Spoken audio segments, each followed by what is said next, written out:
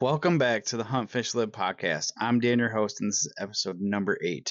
This week, I'm going to talk a little bit about my upcoming rutcation with the guys, give you a few hunting tactics for hunting the rut, a little bit about my hunting adventure this past weekend, and we're even going to touch base on some late fall panfish fishing. Let's get started. It is the beginning of November, and it is every deer hunter's favorite time of year. The rut is starting in most places in Michigan and the northern part of the United States, I guess. We've been seeing signs of rut activity on our trail cameras that are down in northwest Indiana as well as up here in Michigan. Things are starting to heat up, and it is about to get real fun. So this year, our big hunting trip for the year, Rutcation as we call it, there's going to be 6 of us down there in northwest Indiana this year. Corey and Jeff are headed down Tuesday night. Brandon is headed down Wednesday evening. I think Josh is headed down then as well, and I'm headed down Thursday morning. So we're hoping to get a few good sits in. It might rain on Saturday, I guess, but last year it was pretty dang crazy. I think our best weather is going to be on Friday. That's when the deer forecast is the highest as well. So hopefully we can get into a lot of chasing and seeking. Last year was nuts. There was four of us sitting in the woods, 4 of us sitting in the woods, and we all essentially saw the same deer. They were running all over the place. It was funny. Josh decided to he was gonna shoot one of the big bucks running through, and he was gonna try to stop it. He like legit yelled at it, and everybody could hear it across the whole farm. It was hilarious, but that deer did not stop and kept going. He did have, I think that the buck that he tried stopping got into it with another buck in front of him in the area, and that deer that he tried stopping ended up walking past me. He unfortunately stayed out to about 42 yards, and that's just a little too far of a shot, or it was last year for me with a bow. I did practice the summer out to 40 yards, so I'm pretty confident if I can get a good range, I can adjust my HHA sight and make that shot count for sure. But yeah, we all stay in the camper down there, except for Brandon. Brandon usually sleeps in his truck. He's got like this, we call it a cocoon setup. He folds up his back seat and lays a couple sleeping bags and a blanket down, and he's actually got it pretty comfy in there. He's probably sleeping the best out of all of us. The other 5 of us are usually crammed in the camper. And you know those futon couch beds and the tabletop beds are not that comfortable inside inside old mid-90s camper. I forgot, Tyler's actually headed down Friday after work too, so that'll be fun. I haven't got to hunt with Tyler in a long time. Hunted with Brandon and Josh last year a few times, hunted with Corey quite a bit, and of course with Jeff. So hopefully we can put a few bucks down this weekend. I know I'm itching. I've got the we call it kill mode in my head's been in the kill zone, and I'm in full kill mode. So hopefully we can make that a reality this weekend. I'm hopeful. We will see. With everyone coming down for Rutcation, we typically all pick a meal and bring something to share with everybody. I got breakfast this year, so drop your deer camp breakfast ideas in the comments. I want to know what you have to say, what you bring. I typically just make we call it Jimmy Dean breakfast bowls. It is cubed hash browns, scrambled eggs, some sort of meat, whether it's bacon or sausage or ham, and then mix all the cheese, and you just mix it together on the flat top as it cooks, and throw it in a bowl. Some of the guys put a little bit of sour cream, others use ketchup. but it ends up turning out to be a pretty hearty, filling, warm your soul up breakfast that keeps us full for a few hours anyway. Um, we have a sponsorship from we have a sponsorship sponsor we have a we have a sponsorship from Ebel's General Store in Falmouth, Michigan this year, and they have supplied us with beef sticks beef sticks and some bacon, I think some sausage too, um, and it's all really good. They make the best. they they make good meats. So if you're ever in the Falmouth area, go check them out.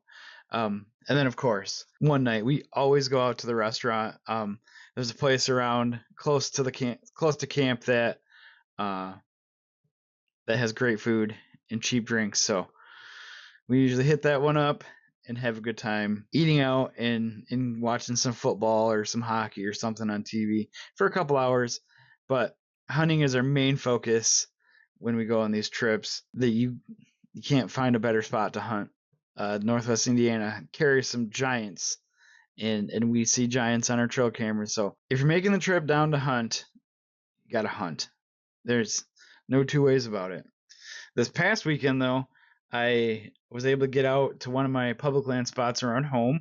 Um, I, for some reason, every time I go out there, I end up picking the same exact tree every single time because it's literally in the best spot, right? So yesterday when I got out there, I pushed a little. I waited till it was decently light out. I don't think the sun was up yet, but I wanted to make sure I could see where I was going and what I was getting into. So I pushed further back into the woods than where I normally have been sitting. In the past, last year and the year before, when I started hunting out there, I would maybe see one deer sit, and I think it's because it's kind of close to the road. It was probably, I don't know, 150 yards off the road, and the deer are kind of spooky going through there just because they have crossed the dirt road to get to where I was.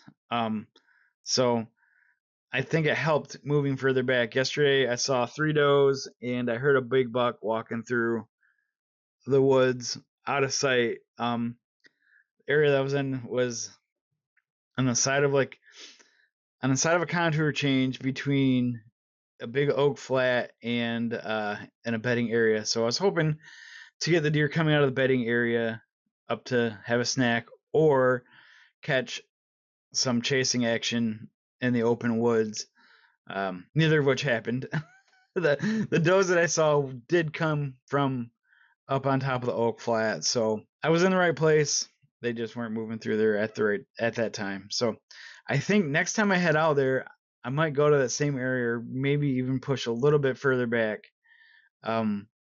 It looks great back there. There's a lot of sign. I did not find any scrapes or rubs, but that's okay. There was trails and tracks everywhere. With it being early November, the rutting action is picking up. It's time to be in the tree stand. If you can do all day sits, go for it. Now is definitely the time of year that you want to get as much hunting in as possible. The bucks are stupid and they are running all over the place. A few tactics that you can use while hunting is you just got to find the does. If you have a doe bedding area that you've been hunting or keeping away from this fall, go back to it for the next couple weeks. Where the does are, the bucks will be because they're looking for that hot doe to breed with. Use vocalizations, use that doe bleed can or the grunt can or the grunt tube, and just try to get their attention. Rattling antlers are also a great thing to take with you in the woods right now. It simulates bucks fighting, and the mature buck in your area or even the not mature buck in the area will hear that rattle and they'll come over and check it out. Most likely, just their bucks are deer are territorial. Bucks are territorial, and they want that imitation gone. So they're definitely more apt to come check things out. Also, keep your trail cameras going.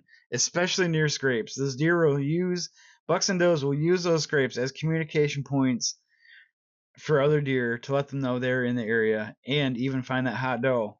Make sure to use cover scent or even a deer attractant to lure deer in.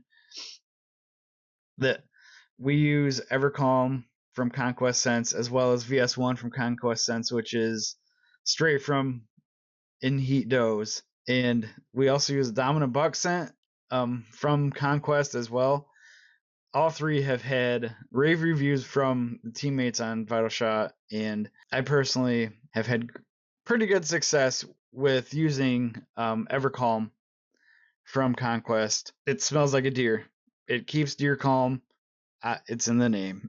So pick some of those up today. You can get it in stick form, and you can get it in thermopads actually now, and I believe you can get VS1 and Rotten Buck in a liquid form.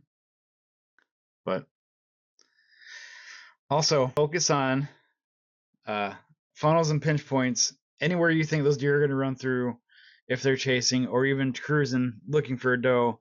That's where you want to be. They're going to stay on their same trails and same paths as they're looking as best as they can. When they're chasing, all bets are off. But if you're going to try to catch a buck traveling between two spots, get to those pinch points on your property. Will be successful. So switching gears, my wife and I took our daughter the other day out to do some late fall panfish fishing.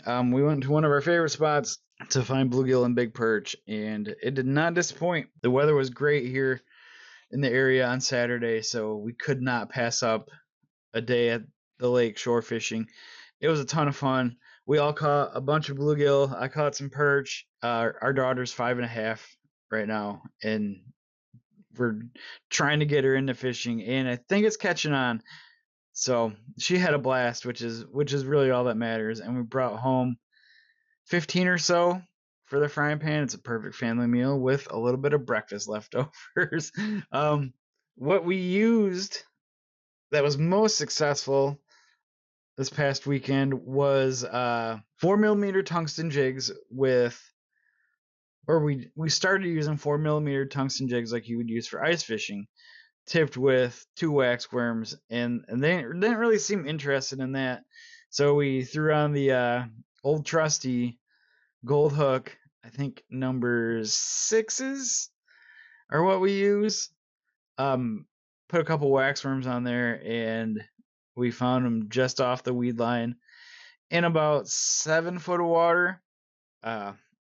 You could hardly even your bait didn't get to the bottom of the line. We were fishing 7 foot of water, but we were only 3-4 feet down, so they were hungry. It was a ton of fun. I suggest you get out and do a little bit of pan fishing before it gets too cold and we don't have safe ice. I'm really hoping for a good ice season this year. We haven't had a good one in a couple of years here in Michigan, and it is getting old. Last year I think we got out one weekend, so we went out 2 times. We limited out on bluegill the first day, and then the next day I think we brought home 20 between the 3 of us. So, and that was it for ice fishing. That's why we actually started ice fishing from shore, we call it. So, I mean, it worked. We caught a ton of fish last winter from shore in all of our favorite ice fishing spots. So, yeah, there's always options. There's always options. Hopefully, you guys are able to get out in the woods this weekend and take advantage of the deer hunting in your area and get to experience the rut in full force. If not, head out to the lake and catch some late fall panfish, or even I think walleyes are moving in shallow right now. So get out and do some of that as well. Well, that's it for this episode. Thank you for listening. Don't forget to follow and subscribe. Leave a comment. Let me know your go-to deer camp breakfast. Thanks again, everybody. Good luck. We'll see you later.